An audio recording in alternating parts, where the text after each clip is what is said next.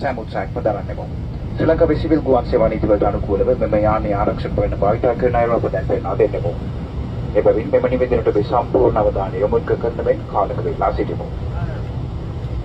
Good afternoon, ladies and gentlemen. This is your senior cabin crew member, Lion Rajapaksha. My crew, Sanchala, Keshala, Imzira, ආසන පටි පිළිබඳව වටා තිබිය යුතුයි.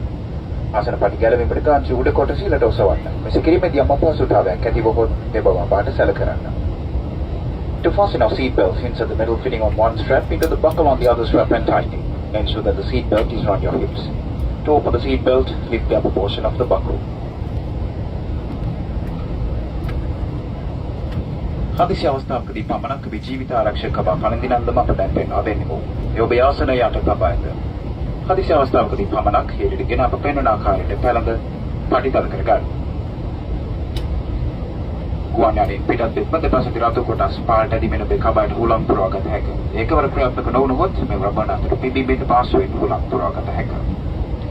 This is your live fest demonstration. For the passengers who are seated in the business class overhead, insert the fitting into the buckle. නමුත් සදා විශේෂ ජීවිත ආරක්ෂක කබා සපයනු ලැබේ.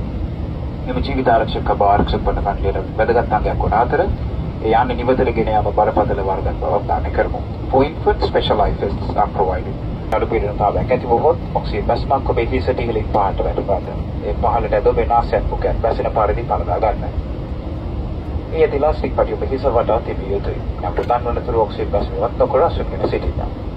Should there be loss of cabin pressure, an oxygen mask will automatically drop from the panel above your head.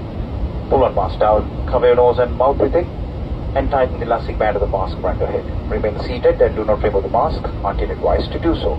Adults should put on the masks before attending to children. හදිසි දොරටු යානයේ දෙපස පිට ඇත. ව්‍යාසනයට ලංව පිට ඇති දොරටු දැන් සේවක පිරිස පෙන්වන ඇත.